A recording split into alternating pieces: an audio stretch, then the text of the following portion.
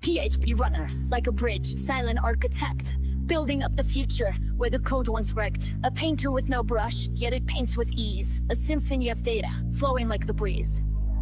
The canvas is bare, but it calls your name. Come and create, you're not the same. No need to fight, no tangled threads. Just weave the web where logic treads. A click of choice, now take your stand. Dynamic pages at your command. Databases dance and forms take flight. PHPRunner guides you to the light. From grids to charts, from lists to views, turns the complex into simple cues. No more struggle with code, so rare, invisible now, that everywhere. For the dreamer, the artist, the coder too, PHPRunner whispers, your vision's true. No more wrestling with the syntax maze, just create and let the platform blaze. Or click a choice, now take your stand.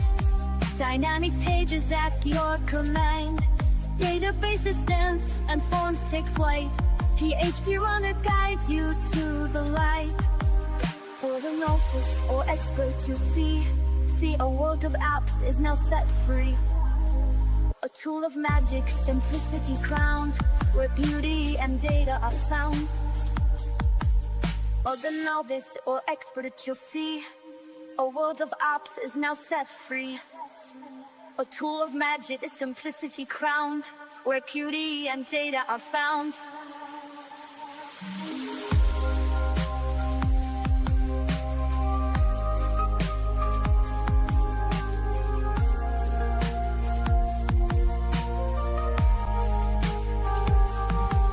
Click a choice, now take your stand.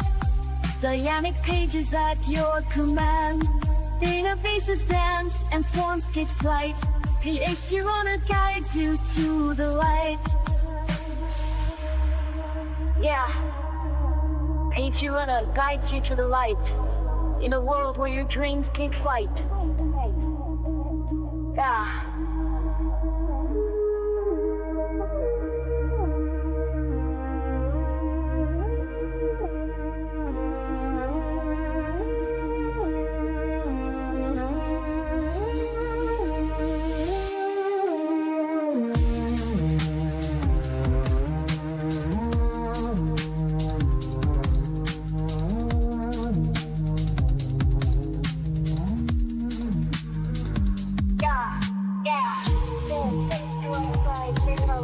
In a world where your dreams take flight.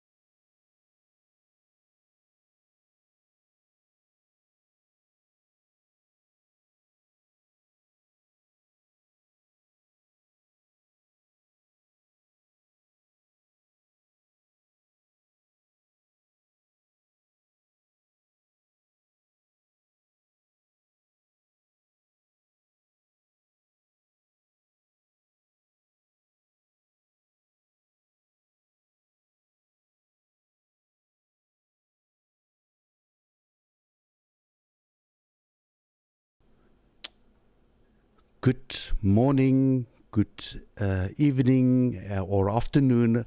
I'm sorry, I realized my microphone was on mute.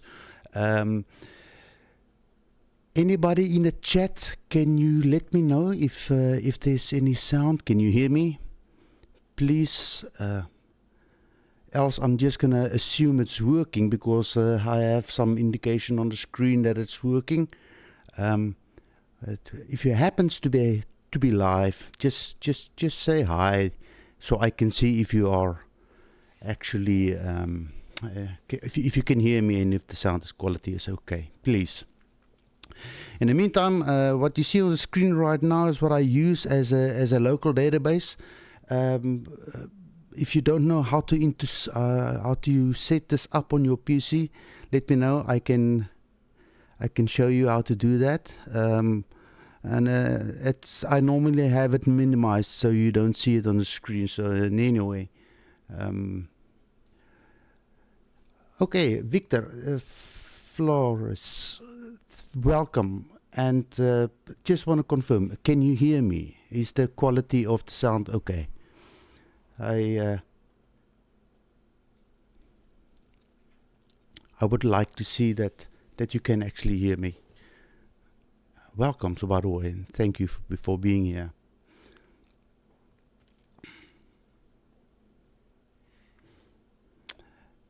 And another thing with the chat that I know for a fact is even when you type it into your screen, it's immediately available for whoever is in the stream.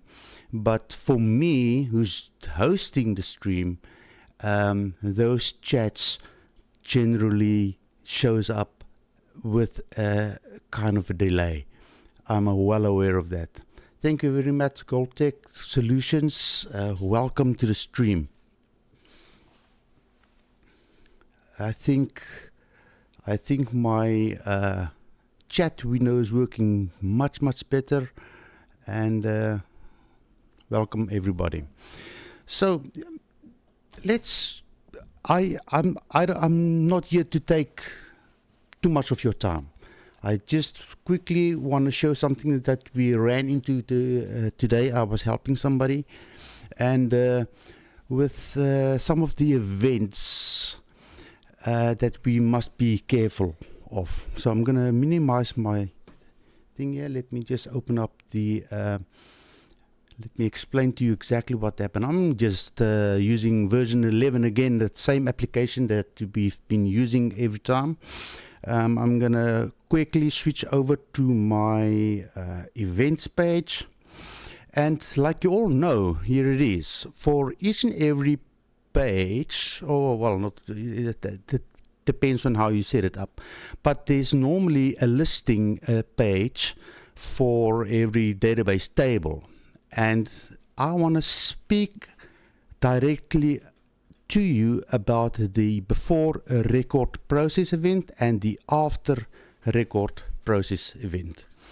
Now you will see on the before a record process event, we already have code that's entered here on the last line, and it says return true. And if you open up the description, it tells us somewhere here, right here, return true if you like to display this row or the record, and if you don't want to display it, you must return false, which means this page over here, if I just quickly can open up the application, here it is. This is the table I just had opened, so we can decide whether we want to show these rows on the screen by simply saying true or false. Now what that implies and what actually is happening, the only way that function knows whether to show the record or not is to actually do a loop. It loops through all the records that's visible on your screen so it can make that kind of decision. So to prove that, I actually want to, let's just see. Now I'll tell you the problem as well. Okay, so I'm gonna just see quickly. Yeah, you will see that we have data and a page object on the first one here for the and for after record processed event. There's a lot more going on for this function, but know that every time for each and every record visible or on your screen, this function will be executed. So there's a loop already happening here. And what can happen, and what happened today, was that somebody was coding another loop inside of this loop, completely unnecessary or the wrong event, so to speak, and it basically kills the server. it was just a loop in a loop in a loop, because it loops now for each record on the page, especially also when you select the amount of records you want to see. 100 means you're going to see, if you have that many records in your database, there will be 100 loops for each and one every one of those events. And so this is so for the first one, it's going to do then the other loop that you are now coding in there, and you can very quickly bring a web server down. I saw it with my own eyes, and when somebody click the all. So personally, I would recommend that you go into your application and remove the all option. I think 500 or 100 records per page is more than enough. You don't need more than that. The option all, I would recommend take it off, because you can, if you give the user the option to do that, it can create problems. Anyway, let's see if this thing is really looping like I say it is. I